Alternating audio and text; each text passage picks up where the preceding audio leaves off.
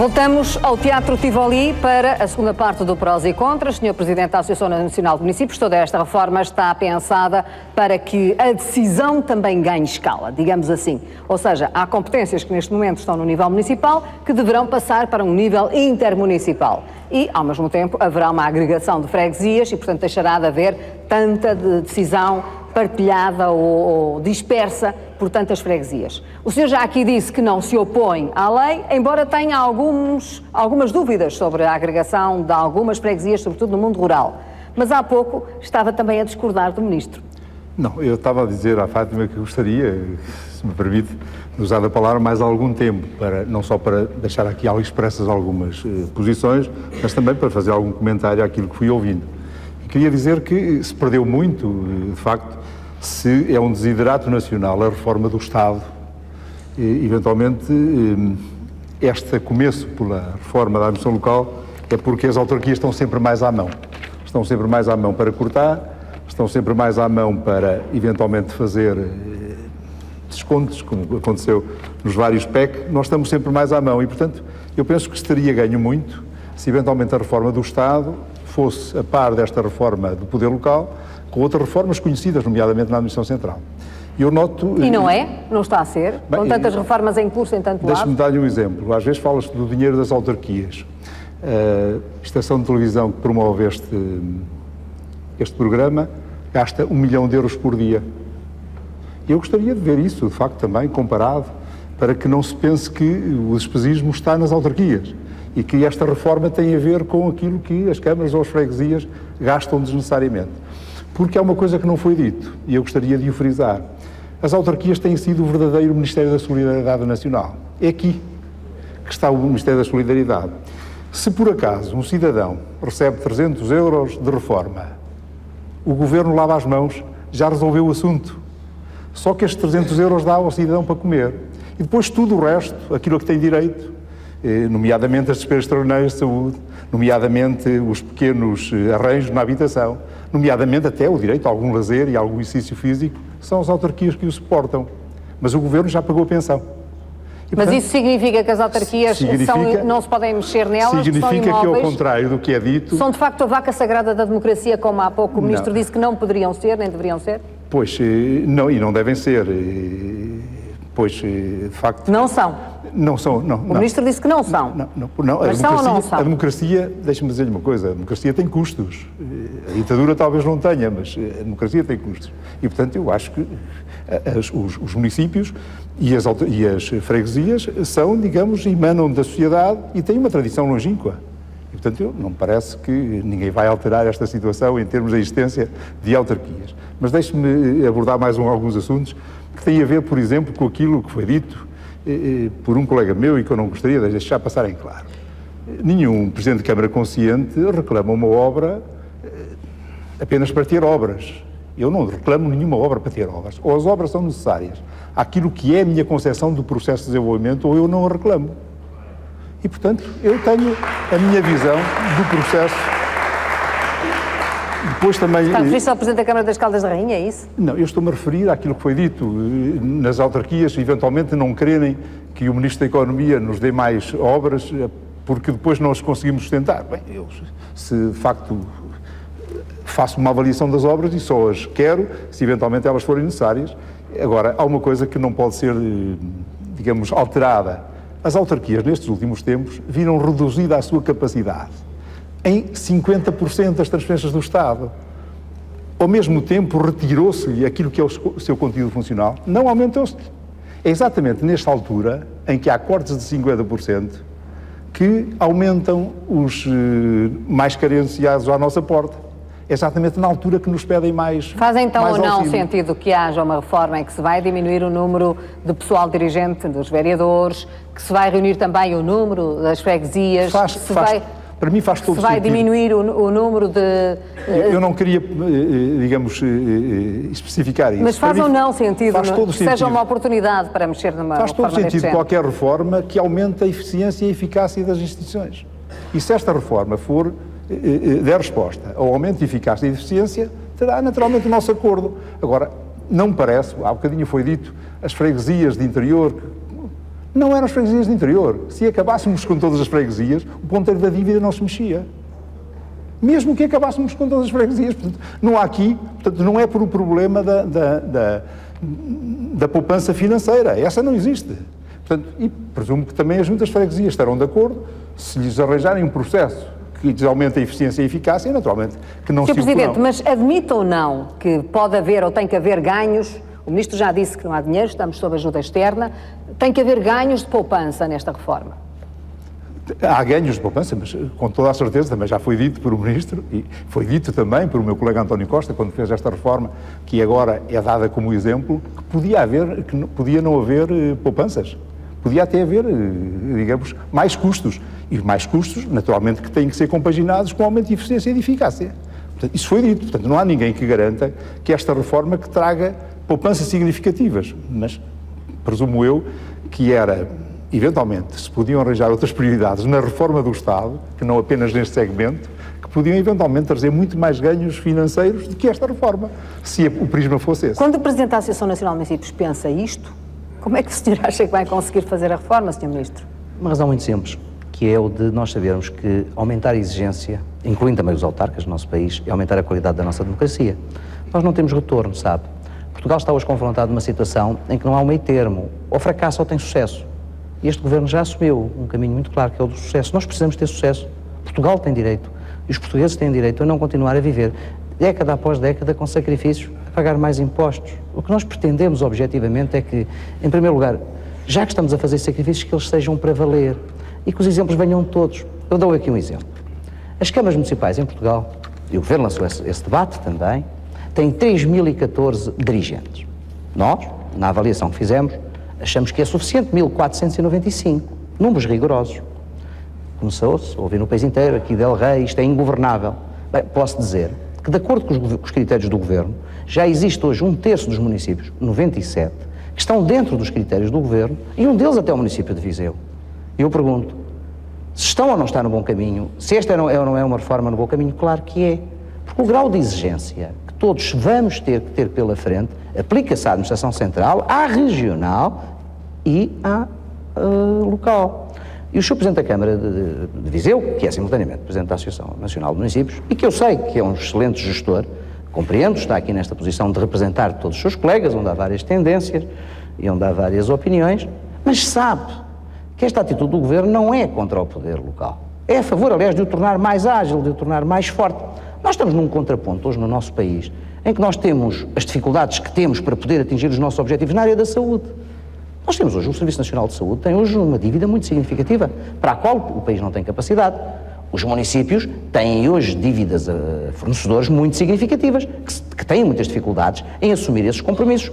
Nós precisamos de aligeirar, tornar mais injusto. Falou aqui da RTP, é um bom exemplo também, a RTP está em reestruturação, ninguém está a salvo de ser reestruturado. Este é um sacrifício para todos, para as empresas públicas, e a RTP é um símbolo deste país, é uma das marcas mais fortes que Portugal tem. Agora, tem que ser reestruturada? Tem. Significa isso menor qualidade no serviço que presta? Não, não significa isso.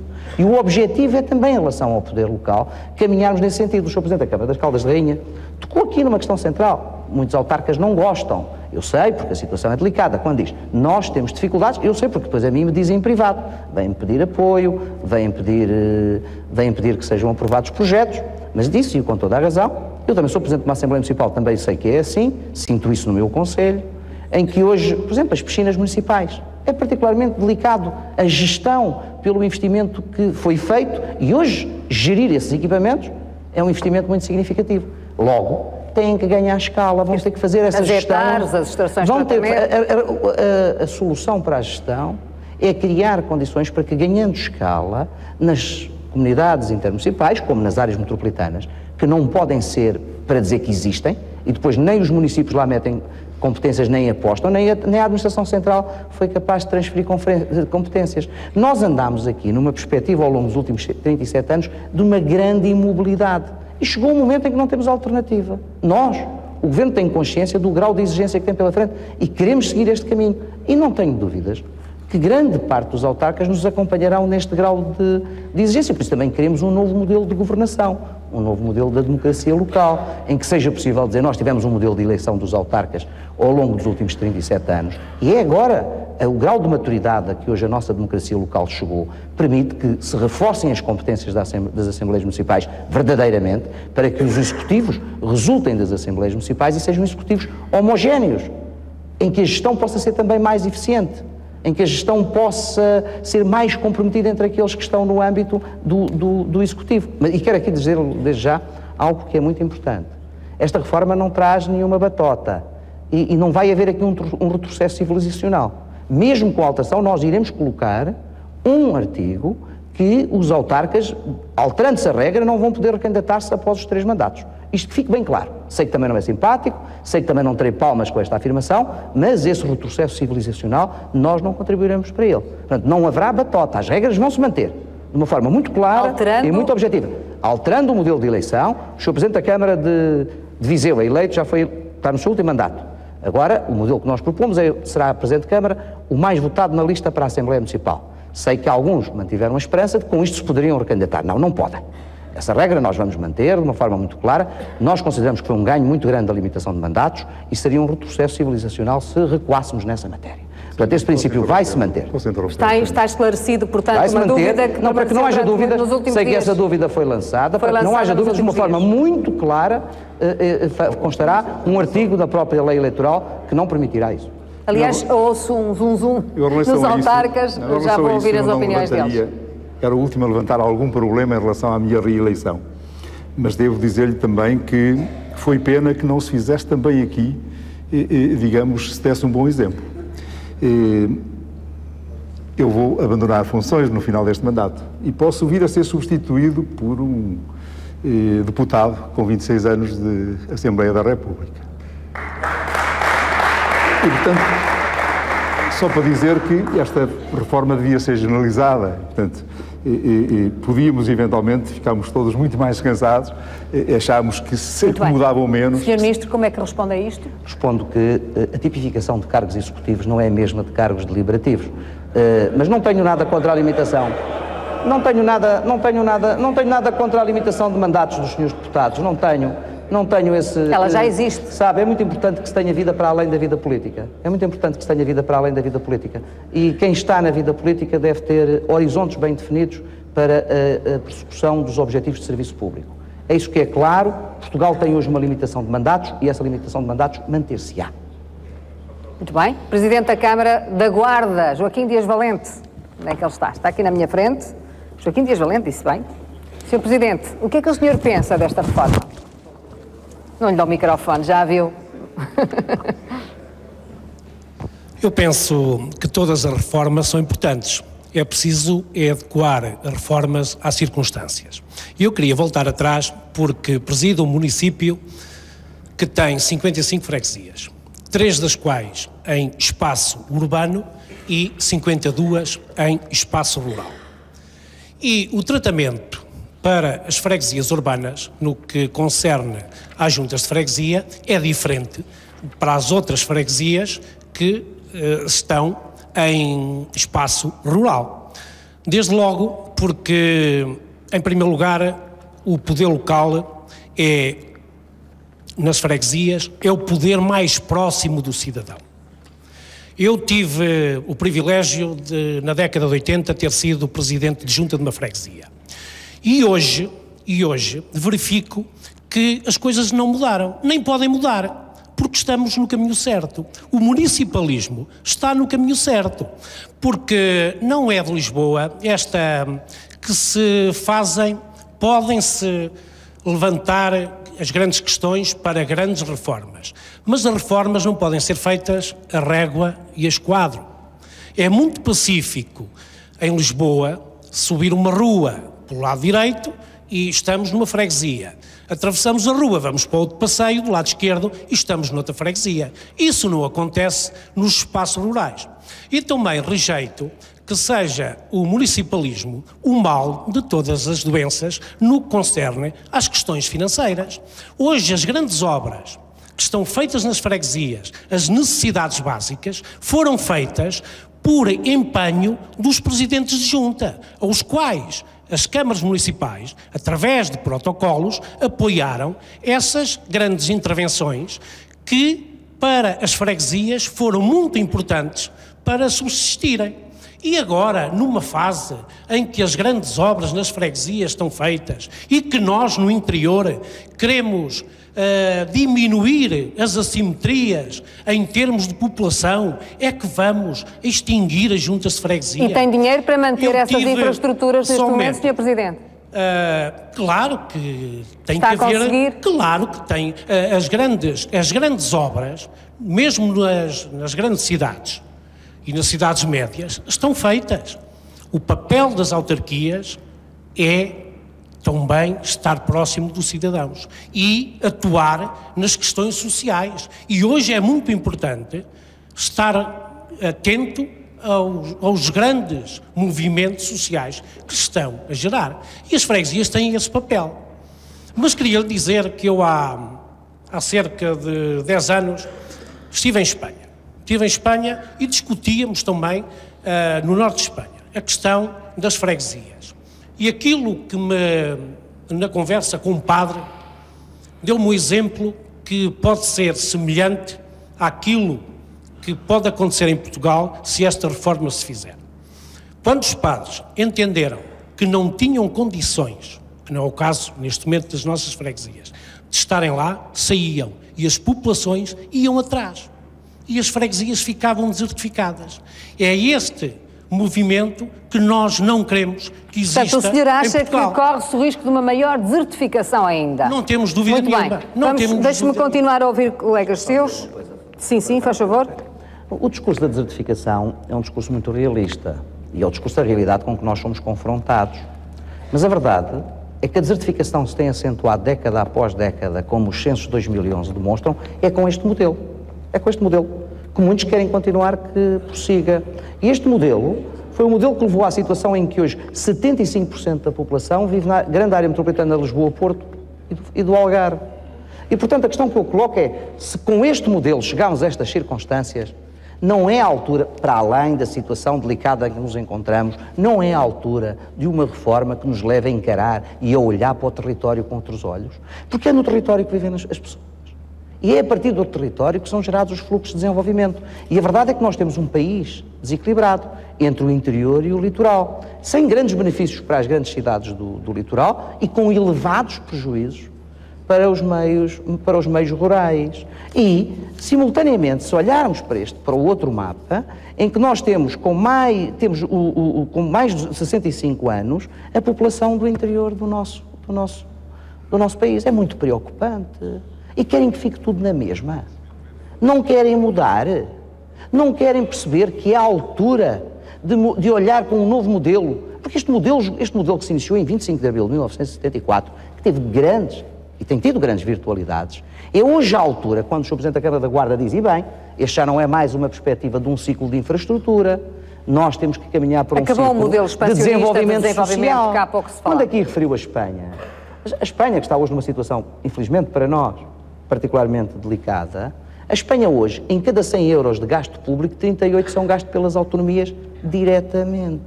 E é essa hoje uma das realidades que levou à circunstância e à situação em que a Espanha se encontra. E nós temos que aprender com os erros dos outros, também com os nossos próprios erros, e criar condições para que, se nós queremos um Estado Central mais ágil, é o que nós dizemos, e estamos a fazê-lo. O pré-MAC é disso o exemplo, o Sr. Presidente da Câmara há pouco de Viseu não fez essa referência, eu tenho que o corrigir. Nós estamos a fazer um grande esforço no sentido de fusão de institutos públicos, de direções gerais, e devo-me, aliás, dizer, e fazer também uma reforma, que é uma reforma decisiva culturalmente para que a administração pública portuguesa seja um bom exemplo, que é o de criar condições que o topo da administração pública deixe de ser nomeado por critérios de ordem política e passe a ser por critérios de mérito, em que os diretores-gerais e os subdiretores-gerais passem a ser por concurso e não chega o ministro A ou o ministro B, o partido A ou o partido B, quando chega ao poder, a alterar. Portanto, há aqui uma nova dinâmica de exigência, de rigor e de exemplo, que tem que ser naturalmente seguida. Sr. Ministro, eu posso... Eu sei, eu já lhe disse que eu estou disponível para aprofundar, para discutir e para me pronunciar sobre esta reforma. Aliás, a Associação que presido vai começar amanhã esta discussão. Mas aquilo que disse em relação à desertificação, é preciso não confundir a causa com a consequência. Isto é, o que aconteceu nos territórios do interior foi de um abandono por parte da administração central, não foi por parte de quem lá estava. O que aconteceu aos territórios do interior? Sabe que eu discordo, porque o investimento no interior foi também muito significativo. Eu A verdade é que nós em Portugal investimos, veja, nós temos 3 autoestradas de Lisboa para o Porto. Temos hoje zonas do país, nós investimos muito em autoestradas, investimos muito em hospitais, nós fizemos um número muito significativo de investimentos. Por isso é que Portugal se encontra na situação em que se encontra. O investimento no interior só ocorreu porque, como eu tenho dito e frisado, os municípios democratizaram o investimento. Porque se formos ver o PIDAC... E porque os fundos comunitários existiram, Sr. Presidente. Nessa matéria temos de ser rigorosos. Porque os fundos comunitários existiram e o acesso ao endividamento é também uma realidade. É verdade, mas se formos ver, deixe-me só dizer-lhe qual é, na minha perspectiva, as causas da desertificação. Bem, o único, na maior parte do território, o único investimento público que foi levado foi pela mão dos municípios. Bem, mas depois houve outra situação que levaria a isto. Quais são os grandes investimentos públicos que não estejam localizados no litoral? Quais são? Quais são? Viseu interior tem institutos politécnicos. Tem ou não tem? Sim, mas Portugal tem hoje uma média de 2 institutos politécnicos por distrito. Claro. Eu nem falo de Viseu. E hoje temos mais institutos politécnicos do que a capacidade de ser absorvido. Ou seja, o número de alunos, a procura é inferior à oferta. Mas deixe-me dizer, e esse é um mau desequilíbrio, Sr. Presidente. Teve a ver com esse caminho que nós temos que inverter. Nós não podemos ter mais institutos do que alunos. Deixe-me dizer, a desertificação teve a ver com isto. Teve a ver com a falta de condições criadas no interior, com a falta da discriminação positiva de que tanto se falou. Sim, temos muito a fazer. E, portanto, eu acho, ao contrário do que diz, que se não houvesse eventualmente lá estes polos, estes peões de brega, esta rede fina de municípios e de freguesias, a desertificação teria sido maior. Eu acho é que tem sido um travão à desertificação. Peniche, Presidente da Câmara de Peniche, António José Correia, faz favor. Diga lá de sua justiça o que é que pensa desta reforma. Eu também não tenho nem chefe de gabinete, nem motorista, nem adjunto. Mas isso para aqui relativamente ao colega de Caldas da Rainha. Relativamente à reforma, eu creio que está aqui claro a questão daquilo que tem a ver com as zonas rurais, e eu creio que seguramente que este debate vai fazer com que a esse nível haja de facto algumas alterações. Relativamente à outra parte da reforma, que tem a ver com a alteração sobre a composição dos municípios, das câmaras e isso, eu considero que esse nunca foi, em minha opinião, e com muito respeito para o Sr. Ministro, que esse nunca foi um problema da democracia autárquica. Acho que, pode vir a ter algum pequeno impacto, mas neste momento o meu grande problema, e obviamente só posso falar pela Câmara Municipal de Peniche, é que entre 2010, 2011 e 2012 eu tenho menos 1.300.000 euros de transferência. E se calhar aquilo que era importante, a par deste debate aqui sobre a questão da reforma, é como é que nós vamos encontrar soluções de financiamento, porque o comboio está a andar, quer dizer, nós, mesmo no caso do Peniche, esta redução ao nível das chefias, porque temos menos de 30.000, ficaremos com 3 chefes de divisão, pelo facto de aqui, os que são os atuais chefes de divisão e diretores de departamento, a redução não se torna uma redução. Porquê? Porque são pessoas que estão já no topo da carreira, vamos ter custos acrescidos. Mas esse pode ser o caso específico de Peniche. Vai ter custos acrescidos ainda? Porquê? Porque estão já em termos de fim da carreira e com aquilo que se chama o reajustamento, é uma terminologia própria. Aquilo que eu quero dizer é o seguinte, é que eu acho que um debate muito, muito importante é relativamente a como é que nós, porque estamos em fase de crânio, porque estamos em financiamento, em exigências de autofinanciamento, que eu creio, e já vi que há dias aqui da parte do Sr. Secretário de Estado, um bom sinal. Estamos muito entusiasmados com aquele sinal que deu, na possibilidade de ver como é que nós vamos encontrar as formas de financiamento para aproveitarmos os meios financeiros que estão neste momento no quadro do CREN. Muito bem, portanto, quer saber como é que se vai antecipar essas verbas do CREN e como é que vai ser revista a Lei de Finanças Locais com benefícios para os municípios. O Presidente da Câmara de Valença Domingo, que também está aqui ao seu lado, Jorge Mendes, o que é que pensa destas alterações previstas na reforma? Boa noite a todos. Olha, o município de Valença tem 15.000 habitantes, tem 3 vereadores a tempo inteiro e 3 chefes de divisão. Reduzimos os nossos custos de funcionamento do último ano e meio a cerca de 15%. E não precisamos nem de troika, nem de reforma administrativa, e tal como fizeram muitos executivos e municípios deste país. Em segundo lugar, queria lhe dizer que, em relação à reforma administrativa, se há parte com a qual concordo, há outra que discordo. Eu creio que não podemos continuar a aceitar que as freguesias mais rurais, mais afastadas do sede do concelho, percam a pouca ligação que têm ao meio urbano ou à sede do município. Vou mais ao encontro do nosso colega Carlos Carreiras, relativamente às sedes de concelho e às freguesias urbanas. Eu acho que podemos começar a encetar um passo decisivo, mas sólido, se olhássemos somente, numa fase de projeto piloto, por exemplo, para as freguesias das sedes de concelho, onde, muitas vezes, o trabalho dos seus presidentes de junta, com todo o respeito, é substituído em mais de 80% pelos serviços municipais. Portanto, eu creio que há um longo caminho, estamos no início do debate deste processo do Livro Verde, mas eu creio que, às vezes, os passos demasiado longos, podemos cair em alguns buracos que não estamos à espera. Depois, há outras realidades... Isso é uma mensagem que está a enviar ao Ministro para que tenha cuidado com... entenda. Depois há outras realidades... Com a reforma das freguesias. É que os municípios portugueses não são todos iguais. Os municípios de fronteira, como é o caso de Valença, têm realidades muito díspares do resto da realidade nacional. Por exemplo, em Valença, neste momento, estamos à procura de outras fontes de financiamento, dada a escassez e a diminuição crescente das transferências, nomeadamente com a criação de uma Eurocidade. Para quê? Para irmos buscar fundos ao lado de lá. Mas isso só acontece em Valença, poderá acontecer nas terras de fronteira, não acontece, infelizmente, no resto do país. Portanto, às vezes as poupanças dão em mais custos ou mais problemas a seguir. Portanto, mas registrei que está à procura de fundos, de receitas, que vão ser gerados pela própria autarquia, não é? Estamos a preparar já para o próximo quadro comunitário de apoio. Isso é... O município de Valença com o município de Tui. Claro. Por isso estamos a criar uma velocidade. Mas isso não resolve o problema dos municípios portugueses, nem o nosso. Claro. Porque, dada a crescente quebra de transferências, uma violação clara da lei das finanças locais, os municípios, apesar dos ajustamentos serem feitos, isto é difícil. Por exemplo, quando se fala do número de funcionários dos municípios, se eu amanhã, em reunião de Câmara, decidir reenviar para o Governo todos os funcionários ligados às escolas, eu passo de 325 funcionários para 200. Reduz 40% do número de funcionários. Alguém vai ter que ficar com eles. A despesa melhora do país? Eu creio que não. Portanto, está bom, temos o sentido do equilíbrio de algumas mudanças, embora os autarcas, todos eles, não são avessos à mudança, como é óbvio. Não, estou a perceber. Presidente da Câmara de Mugadouro, que está aqui a algures, faz favor. Ora, boa noite a todos. Muito obrigado por esta oportunidade, por já estar no Mugadouro. Só queria dizer uma coisa.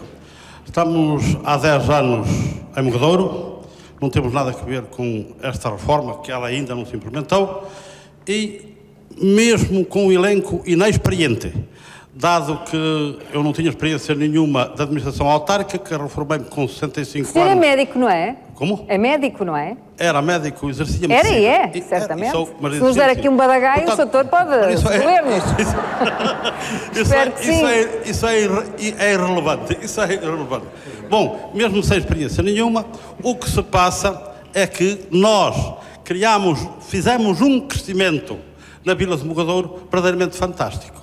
E conseguimos, com esse crescimento, quer no ponto de vista da educação, do desporto, da saúde, da cultura... Está bem, e agora como é que o paga? Agora, se me dá licença, falo eu.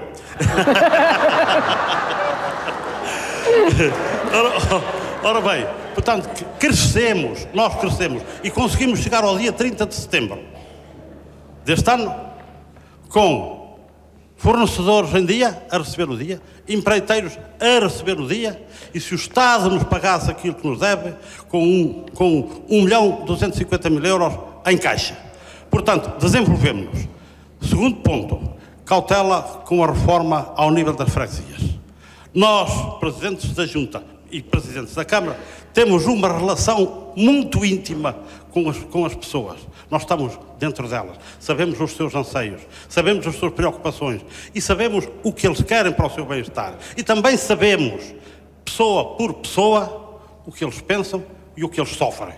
Portanto, muita cautela, é preciso consensos, é preciso respeito, é preciso essas coisas todas. Agora, o que é que eu espero desta reforma? Que se façam reformas, mas com cautela. Porque mesmo o Conselho de Mugadouro tem 28 freguesias, tem 756 km² e saneamento de água a 100%. Mas muita cautela, porque é preciso ter em conta coisas muito importantes.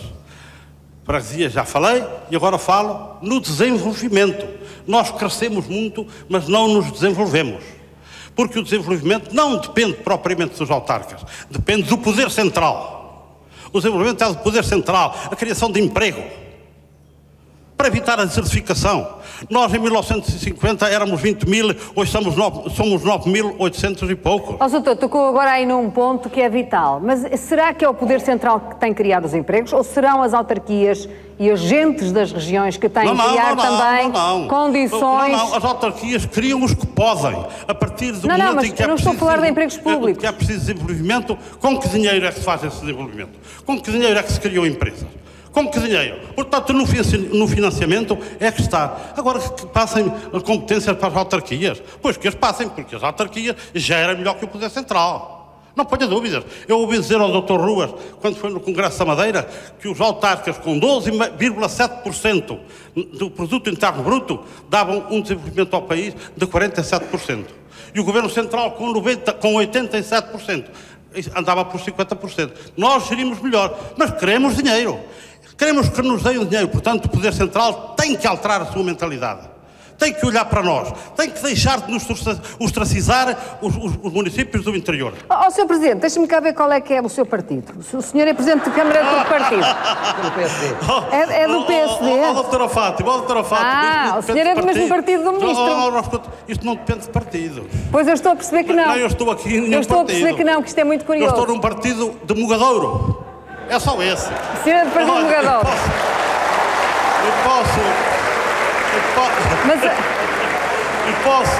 E posso falar alto porque já tenho, com a minha provecta idade e no terceiro mandato já não posso candidatar mais.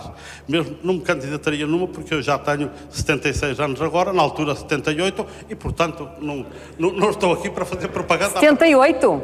70? Disse 78? Não. 7. 8 quando acabar o mandato. 76 agora. Tem 76 anos, ninguém diria. Está muito bem. Muito velhinhos. Ora bem, mas espera. Mas nós queremos que o Poder Central altere essa mentalidade. Está bem, mas deixe-me fazer-lhe uma pergunta e eu assim agora. Só um momentinho. Pelo menos queremos que não nos vá lá tirar aquilo que é nosso. Porque nós, por exemplo, nós estamos para sair das águas de Trás-os-Montes. Há 9 anos e não nos deixam sair. E, no entanto, temos água a 100%. Não consentimos nunca que as águas de Portugal pusessem ali os pés, porque temos as nossas... Temos tudo. E damos água a 100%. Muito bem. Ao Sr. Presidente da Câmara de Mugadouro, agora ponha-se no lugar do Governo Central. Como é que o senhor acha que... Onde é que o senhor acha que vão buscar dinheiro no momento em que o país está a ser assistido internacionalmente? Muito bem. Olha, eu só já queria que não nos tirassem o nosso. Ponto número 1. Barragem do Baixo Sabor. Atribui uma dotação aos municípios interessados. Bem, mas vai lá o ICNB beber. Vão lá comissões a beber e nós acabamos por receber 750 mil euros ali e tal. Muitos ganados. Barragens hidroelétricas.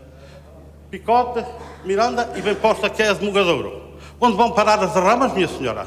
Vão parar à Câmara de Lisboa. Mas nós é que demos ali a extensão, tudo para isso. Nestas coisas todas bastava, porque o município de Mugadouro tem 10% de rendimentos, portanto, próprios, e depende dos fundos estruturais do Estado, em 90%. Mas tem que haver um arranjo. E mesmo que o Estado faça um sacrifício para dar dinheiro aos municípios, tem que o fazer, porque os municípios é que geram. Muito bem. Eu queria dar agora a palavra ao Ministro e depois vou dar a palavra a um senhor, que eu acho que é Presidente da Junta, que está lá atrás. Mas o senhor vai se deslocando aqui para a frente, está bem? Para falar, porque não pode falar daí de trás. Eu depois já digo quem é, que eu também não sei, o senhor é que vai dizer. Senhor Ministro, olha, está a ver, já vai ser Presidente esta noite. Senhor Ministro, como é que se responde a um Presidente da Câmara, que até é da sua cor política, mas que levanta estas questões, que denotam bem a dificuldade que vai haver em conseguir um esforço de coesão nacional? Sabe que eu estou de acordo com muito daquilo que o Sr. Presidente da Câmara de Mugadouro disse, que é, aliás, um bom referencial da autarca do interior do país, com uma Câmara bem gerida, com um grau de exigência com o qual eu me identifico. Conheci-o em 2003, quando era Secretário de Estado da Administração Local, e tenho dado muitas vezes o exemplo da governação de Mugadouro. Fui lá à época inaugurar um parque escolar que não custou os milhões e os milhões do que os parques escolares recentemente assumidos pelo Ministério da Educação colocaram ao país, com um grau de exigência muito próximo daquela que era a realidade das É o populações. António Machado, eu estava aqui à procura do seu nome, António Machado. O Dr. António Machado é um autarca de referência do nosso país. O nome do poeta é importante. É um autarca de referência do nosso país e aquilo que ele aqui disse tem muita razão de ser. E deixe-me dizer que este debate que agora se iniciou é um debate que vai ser muito frutífero. Por exemplo, há muita gente que não se inteirou. Eu disse há pouco a questão das freguesias. Quando eu estou a dar o exemplo, freguesias de zonas em que a população tenha reduzido nos últimos censos em 10%, essas freguesias mantêm-se desde que tenham um mínimo de 300 habitantes. E se estiverem a mais de 15 km da sede de freguesia, bastam 150 habitantes. Não me digam que estes critérios não são sensatos. Não me digam que estes critérios não são critérios adequados à realidade. 150 habitantes em concelhos em que a redução de população tenha sido superior a 10%, a mais de 15 km da freguesia, não são critérios adequados, não são critérios rigorosos, são critérios muito sensatos. Mas há muita gente que fala sem saber, fala de encontro. Eu disse há pouco e volto a dizer, esta é uma reforma que será feita contra a corrente, não é uma reforma à espera de palmas, ela terá que ser feita contra as palmas. O país precisa dela como precisa de muitas outras, porque foi o receio de enfrentar dificuldades que nós deixámos chegar o país ao ponto a que chegou. O Sr. Presidente da Câmara tem toda a razão divulgador com os dados que aqui apontou. Nós estamos no governo há 100 dias, portanto a crítica nem era dirigida a este governo, mas mesmo que fosse, e se fosse justa, era bem justificável. E nós temos que saber ouvir. O que este governo iniciou foi um processo também de diálogo. Temos a determinação, mas sabemos ouvir. Já lá vai o tempo dos iluminados que não ouviam ninguém, que tomavam as decisões. E sabemos ao ponto a que o país chegou, nas circunstâncias em que o país se encontra. Nós queremos sair desta circunstância. E sabemos que só o podemos fazer com exigência, e só a exigência é que vai trazer qualidade. Sabemos disso. E sabemos desse princípio. E estamos disponíveis para ouvir, e quem nos quiser acompanhar, acompanha. Agora, nós sabemos que é impossível pararmos. Nós temos compromissos de avaliação da Troika em Portugal. O próximo será no fim de outubro, sobre o qual Portugal tem que dar resposta. Portugal foi intervencionado, teve um apoio de 78 mil milhões, é avaliado de 3 em 3 meses pelos nossos parceiros, com as consequências que nós sabemos. A última avaliação foi particularmente positiva, libertou muita pressão dos mercados sobre Portugal, o que não aconteceu à Grécia. Há 2 meses atrás estávamos encostados à Grécia, hoje afastámos da Grécia e estamos mais próximos da Espanha. Não é que isso nos satisfaça. É sinal de que ainda temos um longo caminho a percorrer e que também esperamos que os nossos vizinhos espanhóis sejam capazes de ultrapassar as dificuldades em que se encontram, porque é para lá que nós exportamos. Acha que os mercados internacionais já nos separam de uma forma clara da Grécia? Essa visão é clara hoje, mesmo com a circunstância pouco agradável daquilo que aconteceu com a região autónoma da Madeira, com a ocultação de dados. Mas foi visível que os mercados sentiram que Portugal não foi o governo português que teve a iniciativa de ocultar, pelo contrário. Mal tivemos consciência dessa realidade, nós explotámos esse processo. E esse é o nosso crédito. É o crédito de olhar para a realidade do país por igual, que é o olhar da exigência e é o olhar do rigor. Sim, para nós não há administração central, não há administração local. Daquilo que foi dito pelo Presidente da Câmara de Peniche, e penso que também é neste momento um anseio de todos os autarcas que aqui estão, em que sentido vai ser reformulada a Lei das Finanças Locais? Por exemplo, a reforma do IMI vai ser em benefício das autarquias locais, ou essa mais-valia que virá da reforma do IMI virá também Isso é um debate que nós já iniciámos com a Associação Nacional de Municípios, vamos continuar. Nós sabemos que os municípios têm uma necessidade de financiamento, mas também sabemos que o endividamento dos municípios vai ter que ser negativo no próximo ano. O endividamento público vai caminhar também vai também ser nesse sentido. O endividamento dos municípios, aliás, os cortes que nós vamos fazer aos municípios são os mesmos cortes que vamos fazer à Administração Central. Não há filhos e enteados.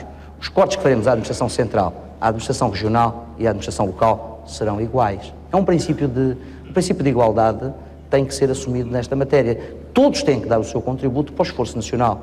Não há aqui quem tenha menos responsabilidades. Vamos todos ter que caminhar nesse sentido, porque se nós o fizermos no próximo ano e meio, vamos ter perspectivas de poder sair desta dificuldade e desta curva apertada onde hoje nos encontramos. E é essa a responsabilidade comum que o Governo, os autarcas, têm para com os portugueses. Estamos a viver um momento delicado, é muito difícil ser-se Presidente de Câmara, também é muito difícil estar-se no Governo nestas circunstâncias, em que sabemos que temos que tomar medidas delicadas, em que sabemos que temos que cortar, em que sabemos que o investimento está muito condicionado, porque Portugal não tem condições.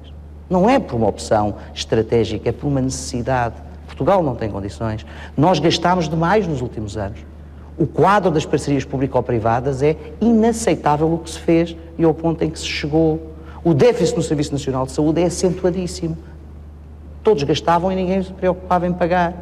E é essa circunstância, essa situação em que nos encontramos, que tem que levar da parte de todos. Este é um desafio nacional, não é o desafio da Administração Central. Para este esforço estamos todos convocados.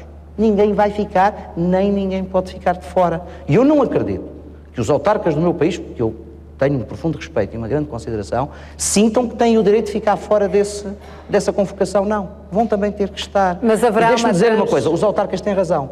Nos últimos 6 anos, o poder local foi penalizado, quando foi do PEC 2, cortou-se às regiões autónomas 10 milhões, às 2 regiões 5 milhões a cada uma, e cortou-se ao poder local 150 milhões.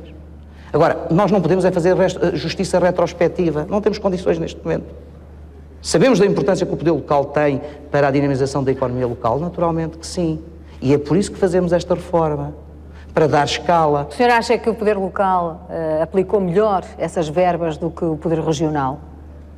Eu diria que, em média, o poder local aplicou com maior embora no poder rigor, regional também há poder local. Aplicou com maior... O poder local do poder regional, que é também uma realidade, também tem uma obra muito meritória.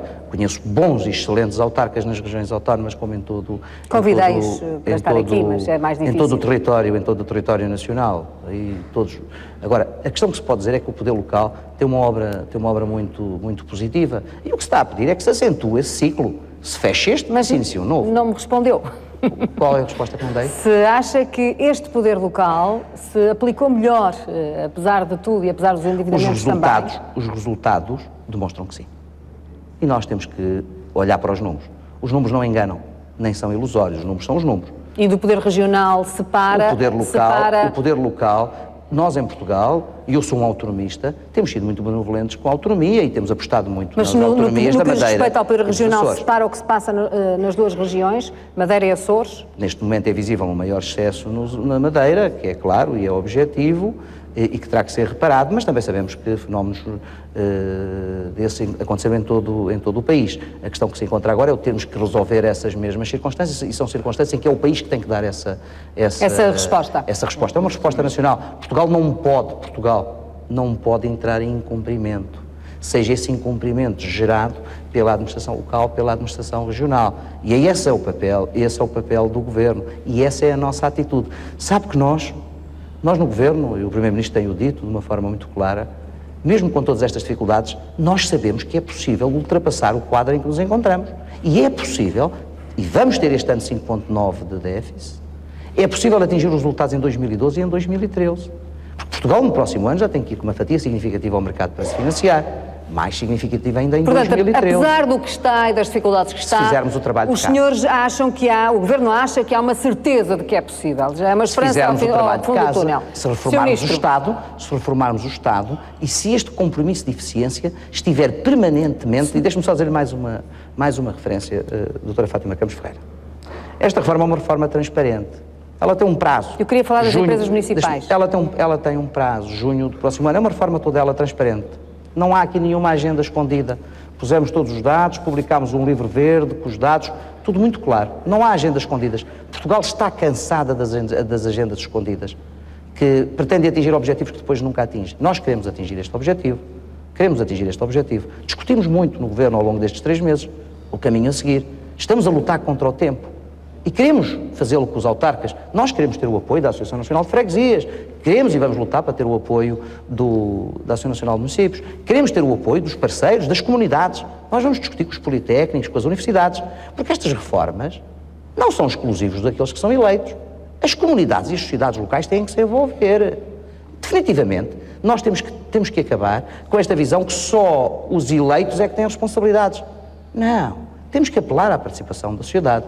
Esse é o nosso objetivo. É uma outra visão. Eu sei que é diferente, que não tem sido assim, que esta atitude de exigência e esta atitude de qualidade tem sido sempre vista num circuito fechado do mundo da política. Nós vamos mais longe. Mas sabe, também foi para isso que nós fomos eleitos. Fomos eleitos num momento particularmente difícil. Quem está hoje no governo sabe aquilo que espera. Sabe aquilo Agora, que espera. eu gostava que, antes de passar a palavra novamente aqui aos autarcas, queria saber o que é que pensa das empresas municipais. Portanto, as empresas municipais não serão criadas novas e aquelas que dão prejuízo, creio que tenciona que sejam extintas, é isso? O que nós pretendemos é que, olha, em primeiro lugar, apresentámos uma proposta de lei no Parlamento para suspender a criação de novas empresas municipais. Só 179 municípios é que têm empresas municipais, que são 408. Portanto, 408 empresas municipais estão instaladas em 179 municípios. O Mogador não deve ter empresa municipal. Está a ver? Caldas da Rainha também não estão. Estamos a falar de conselhos. Mas tem aqui Coimbra, que eu já vou dar a palavra ao Presidente da Câmara. Estamos a falar de conselhos Talvez Loures, Carlos Teixeira, onde é que está? Estamos a falar de conselhos também já lhe vou dar a palavra. Estamos a falar de conselhos como muitos outros, bem governados e com uma situação menos aflitiva. Porquê? Porque tiveram rigor na gestão e agora também deveriam ser beneficiados por esse rigor que não estiveram. E estamos aqui a discutir tudo por igual. A verdade é que há empresas municipais em Portugal que são positivas. Têm tido um bom trabalho. Agora, o passivo consolidado das empresas municipais é de 2,3 mil milhões de euros. 2,3 Portanto, foi uma forma de canalizar o endividamento. Foi uma forma, muitas vezes, de canalizar não só investimento, mas de canalizar despesa e de duplicar despesa. Nós temos hoje municípios em que a existência de empresas municipais não colmatou aquela que eram as deficiências do município. Duplicou, eu dou-lhe também um bom exemplo, há bons exemplos. A Câmara Municipal de Vila Nova de Gaia, há um ano atrás, reduziu de 7 para 3 empresas municipais. Não foi preciso vir esta política mais exigente por parte do memorando da Troika, da intervenção em Portugal, porque resulta desse facto. Agora, as empresas municipais, ainda há pouco tempo conversei com o Sr. Presidente da Câmara de Lisboa, que também está a caminhar para um sentido de fusão, que é exigível para tornar mais adaptável às realidades e num modelo de gestão as empresas municipais. Nós criámos empresas municipais, eu conheço empresas municipais que foram criadas para gerir cinemas. E aqui todas as câmaras de todos os partidos contribuíram para essa circunstância. E, portanto, é também um momento de rearrumação. Não vamos olhar, nem querermos, não vamos apurar responsabilidades. Agora vamos resolver este problema. Há muito para arrumar, já se percebeu. Senhor Presidente da Junta de Freguesia, creio que é da Aceiceira, Rio Maior. Como é que o senhor se chama? Olá. Então, boa noite. Chamo-me Augusto Figueiredo. Eu tive durante o debate a fazer aqui uma cábula, vou tentar ser telegráfico. Em primeiro, agradecer o vosso convite para vir a este debate. Agradecer a palavra. Em terceiro, mostrar a minha tristeza da ANAF não estar na mesa. Vá, não vale a pena palmas, não vamos perder tempo, vá. Não, palmas vá, não, vá palmas conteúdo, não, vai à estamos a perder essência, tempo. vai à essência. Depois, eu estou perfeitamente à vontade, porque este é o meu último mandato como eleito a Presidente de Junta de Freguesia, tenho 4 maiorias absolutas. A minha freguesia, pelos dados disponibilizados, cresceu 19% e em qualquer dos critérios não vai ser extinta, apesar de ter 1015 habitantes. Mas gostava de vos dizer Por exemplo, não vai ser extinta. Não vai ser extinta. Não vai ser extinta, mas isso não invalida. Eu dou-vos só o que aconteceu hoje, que é todos os dias. Nós, os Presidentes de Junta, os 4.512, temos o telemóvel ligado 24 horas e não é apenas discurso. Nós temos uma relação de proximidade, já foi dito aqui, de conhecimento. Eu vou dar 2 casos, as pessoas estão a ver em casa, as duas, de vários atendimentos que fiz hoje, porque eu sou professor, amanhã às 8h15 estou a dar aulas, para perceber a importância das freguesias pequenas, muito mais do que as freguesias urbanas. As freguesias, hoje 2 casos. Um foi ter comigo, uma ex-aluna, já mãe, desempregada, neste caso está solteira, está divorciada, e pediu-me ao Sr. Presidente, eu não sei como é que é o problema da minha vida, era para ver se me ajudava a fazer aqui uns cursos que eu aprendi, tirei formação, aprendi a fazer vidros, a bordar à máquina, e eu não tenho dinheiro para fazer face à minha vida. Entretanto, quando entrei, estava um jovem com 35 anos, que ele está-me a ouvir, e eu achei que ele estava muito abatido. E quando esta senhora saiu, eu pedi para ele entrar. Disse, o que é que se passa contigo? Eu não vou dizer o nome. Sr. professor, isto está muito mal. Então, tive para me suicidar. És tonto ou quê? Entra para aí, senta-te aí. Então o que é que se passou? Então já viu a minha vida. Tenho 35 anos, tenho um filho, chego ao fim do mês, não tenho dinheiro, não consigo desemprego. Se não fosse o homem do carro, que tinha combinado ele no sábado, que eu cheguei atrasado, que disse que ia arranjar o carro, mas não tinha dinheiro e não fui, ele é que veio ter comigo e já estava com a corda à volta do pescoço. Sei pá, para aí.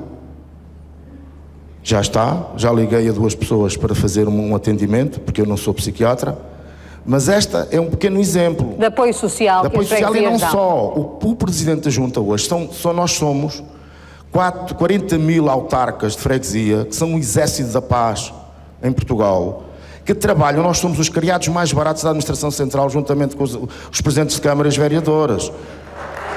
Nós somos os criados que trabalhamos. As freguesias, está estudado, valem 1 euro da Administração Central, vale 2 no município e 3 numa freguesia. Nós recebemos 274,49 euros os presidentes e 219 os secretários e os tesoureiros. Não dá para o telemóvel. Eu, se mostrar à Fátima, à doutora Fátima, o que é que eu pago de telemóvel, a minha companheira e mãe dos meus filhos diz: meu amor, tu tens que arranjar isso, que eu só pari 2, não pari 3. Mas o que me preocupa, e podia dar N exemplos, o que me preocupa é de facto as 2 expressões que o Sr. Ministro, que é um homem determinado, é um autarca, é um homem que gosta de estudar os dossiês e utiliza a linguagem com um requinte extraordinário, que é nós estamos numa situação difícil Portugal, mas não vi falar na culpa do nós. É que foram as políticas que criaram a desertificação até no distrito do doutor... Mas isso já foi aqui dito. Não falámos do BPP, nem das PPs. Pronto, mas agora não vamos entrar por aí. Então o que é que eu acho que é preciso? Não, deixe-me só dizer o que é que eu acho que é preciso. Eu tenho que continuar. Certo, o que é que é preciso? Tenho que dar a palavra ao Presidente de Louros, Carlos Teixeira. Eu vou-lhe agradecer, a sua intervenção foi fantástica. Não, só dizer que eu tenho medo que isto esteja uma contra-reforma. Agora esta fase eu já tenho muito pouco tempo. Uma contra-reforma e que seja um embuste para esconder a falta de pôr Portugal a produzir. Muito porque bem. Os municípios e o país só vai ter se nós tivermos capacidade de produzir. E hoje não temos. Muito obrigada pela sua intervenção. Carlos Teixeira, Presidente da Câmara de Louros, em que é que discorda desta reforma? Bem, em primeiro lugar, eu deixei acabar o Sr. Presidente da Junta de Freguesia, que eu também tenho também tive o privilégio de ser Presidente de Junta de Freguesia. Portanto, deixei acabar o Sr. Presidente, porque com todo o respeito, e muito bem, são todos Presidentes de Junta de Freguesia de Portugal. É assim, eu fiquei um bocado perplexo, que eu não gostei nem percebi muito bem o que é que se pretendia com isto tudo. Mas comecei a ouvir o Sr. Ministro dizer que esta reforma nas freguesias e das câmaras não tinha a ver com o problema económico ou financeiro. E acabei a ouvir o Sr. Ministro dizer que tinha esse grande problema. Portanto, há aqui uma grande contradição. Isto faz-me lembrar um Presidente dos Estados Unidos, quando havia muitos incêndios, que dizia que resolvia o problema cortando as árvores todas. O que é certo é que ele não cortou as árvores todas e, portanto, não cortou, aqui no que se refere às freguesias, nem acabaram os incêndios. Portanto, o problema financeiro não se resolve acabando com as freguesias, nem com formas deste género. Posso-vos dizer que eu também tenho 2 empresas municipais, têm as 2 resultados positivos. Posso também transmitir que nós também temos a preocupação financeira, temos grandes dificuldades. Já começámos, ainda hoje tive uma reunião com toda a minha equipa, e começámos na redução de despesa. E uma delas que começámos e decidimos a partir do próximo mês, que é imputar a uma série de entidades do Estado, as finanças, quartéis GNR, PSP, que não pagam água, não pagam luz, em instalações municipais, impor uma renda, e portanto, porque nós fazemos tudo isso de borla gratuito, e portanto começar a cobrar tudo isso. Eu acho que isso será uma boa medida de gestão, não é? Obviamente. Essa responsabilidade passará para essas entidades do Estado, em que a Câmara, ao longo de muitos anos, muitas décadas, fazia a título gratuito. Sim. E portanto nós temos que tomar em atenção tudo isso. Por exemplo, nós, municípios, não sabemos o que é que recebemos. Até hoje, as receitas que temos, não sei, e temos questionado, eu tenho questionado através da Junta Metropolitana, a Associação Nacional de Municípios, não há nenhum Presidente de Câmara que sabe que receitas é que tem, qual é a sua proveniência. Vem tudo ao molho e nós não sabemos distinguir aquilo que recebemos. Nós, por exemplo, a extinção de cargos dirigentes. Por exemplo, Louros é o 5º maior concelho do país, tem 205 mil habitantes. É um concelho importante, como todos os outros, tem a sua responsabilidade proporcional. Acabar os cargos dirigentes. Muito bem.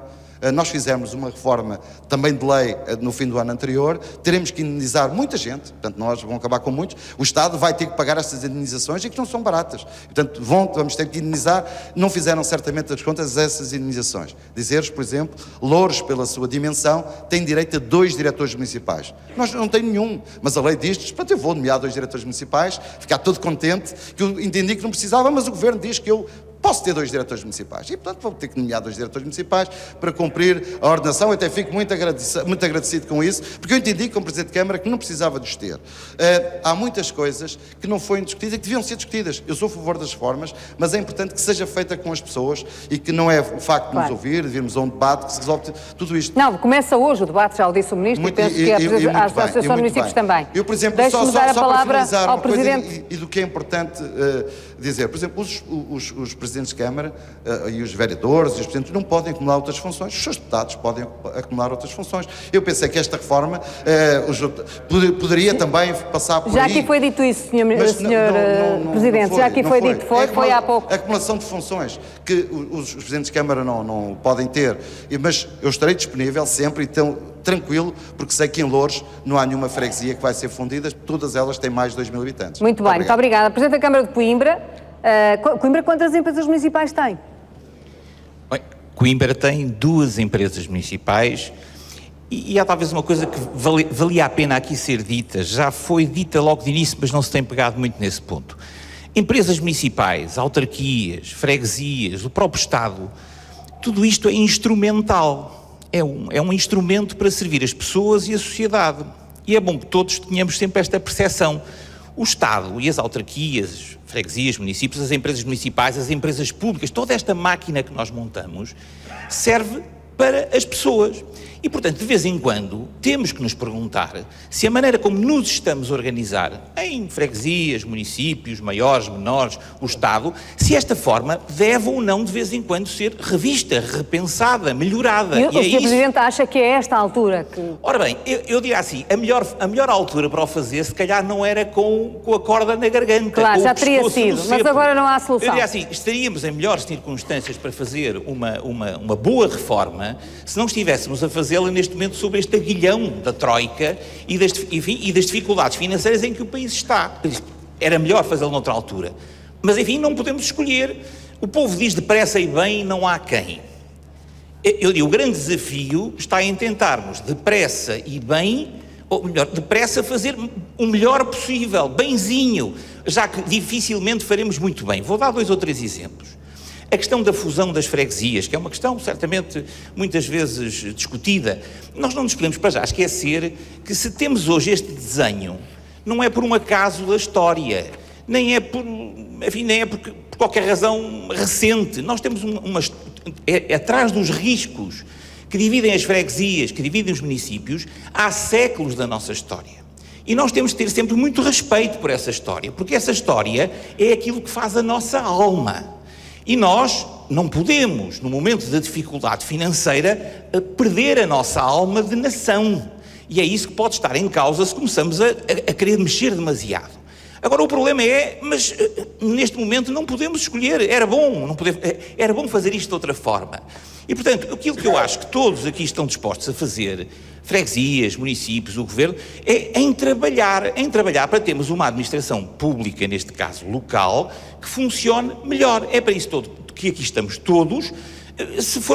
Faremos os ajustamentos, certamente, que for possível fazer no pouco tempo que temos, porque, de facto, o tempo em que estamos não nos permite demasiadas escolhas. Era bom que permitisse. Mas já não permite. Presidente Dionísio Mendes de Coruche, muito rapidamente, o que é que lhe parece? O seu município também é um município do interior. Alguém, por favor, que chegue o microfone rapidamente, mas vá falando. Boa noite a todos. Eu queria dizer 2 ou 3 coisas que já foram ditas, mas queria reforçar. Uma tem a ver com algumas premissas que me parecem tão subjacentes a este debate, nomeadamente do lado do Governo, o Sr. Ministro, que me desculpe, mas parece-me que há aqui uma questão que se põe à partida e que tem a ver com a causa das coisas. E já aqui foi dito.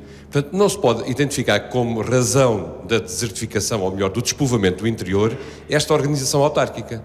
E se nós avançarmos para um modelo em que se reduzem as freguesias e se tem como único critério para admitir freguesias ou continuar a haver freguesias a população desse concelho, podemos cair, de facto, num aumento do despovoamento. Vou dar um exemplo no concelho de Cruz. Nós temos, de facto, e em Cruz não vai haver diminuição de freguesias, mas, efetivamente... Então, onde é que vai haver diminuição? Afinal, não vai haver lado nenhum. Eu acho que no critério... Acho que no critério para diminuir o número de freguesias ou fundir freguesias, deve ter sido em conta não só a população do concelho, mas também o território e as características do território.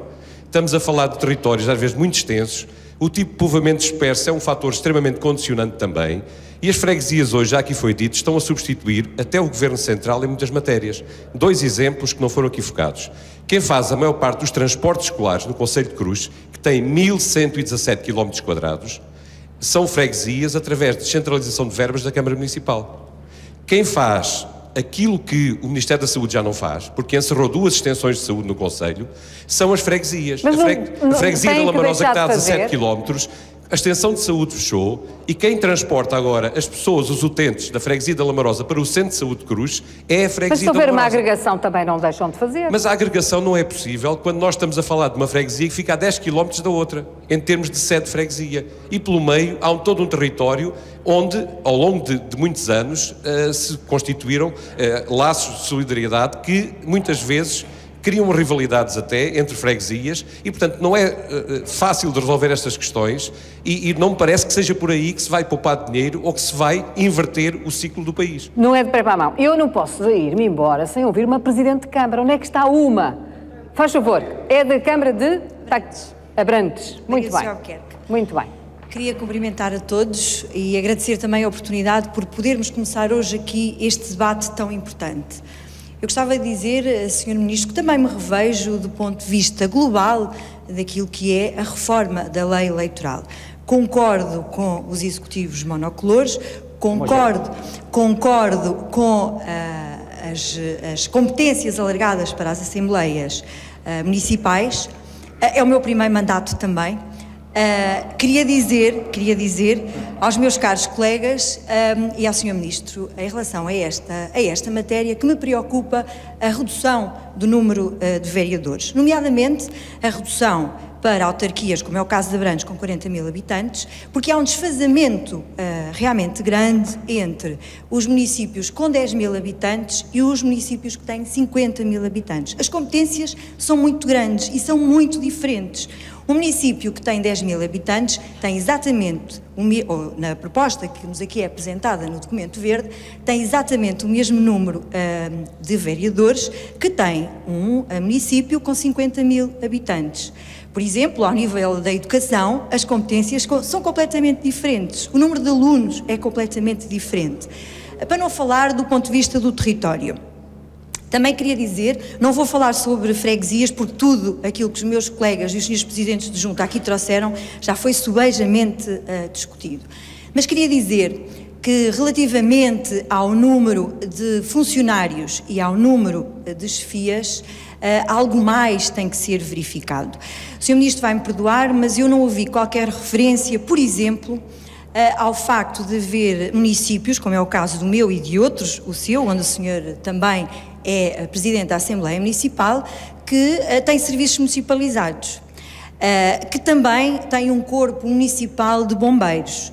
E isto tem que alterar radicalmente as condições para a aplicação de uma regra que, segundo o documento, é igual para todos os municípios dentro de determinado número de habitantes. Queria dizer, para reforçar para terminar, com certeza, Doutora, que o facto de haver uma condição de que cada município possa ir até um máximo de 13 trabalhadores por cada 1000 habitantes tem que ser acompanhado também com o número de chefias que faça esse acompanhamento, peço desculpa pela redundância. E porquê?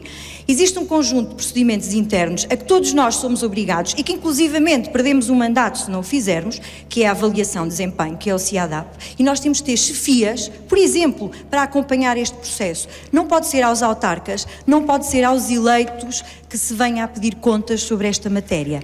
Tem que haver, e aquilo que lhe peço, Sr. Ministro, é que tome em consideração este assunto. Eu queria só terminar dizendo, Doutora Fátima, que o meu município tem uma situação económica e financeira estável, neste momento passou o ano de 2010 com endividamento líquido zero, portanto vou ter que chegar ao final deste ano com o mesmo endividamento, eu pago antes de 60 dias a todos os meus fornecedores e tenho a dizer também que no meu município, nestes últimos 2 anos, foram investidos mais de 800 milhões de euros. Muitos parabéns, vou dar a palavra ao Ministro porque vamos... Queria só dizer que esta situação tem que ser tida em conta relativamente a todas as matérias que venham a ter com a reforma administrativa. Muito bem. Sr. Ministro, está aqui, enfim, aquilo que foi uma pequena amostra das dificuldades que vai ter a implementar esta reforma. Em todo o caso, eu queria perceber se esta reforma tem já metas bem definidas, ou seja, se há etapas que vão ter que ser cumpridas inexoravelmente, ou se esta discussão se vai poder prolongar eternamente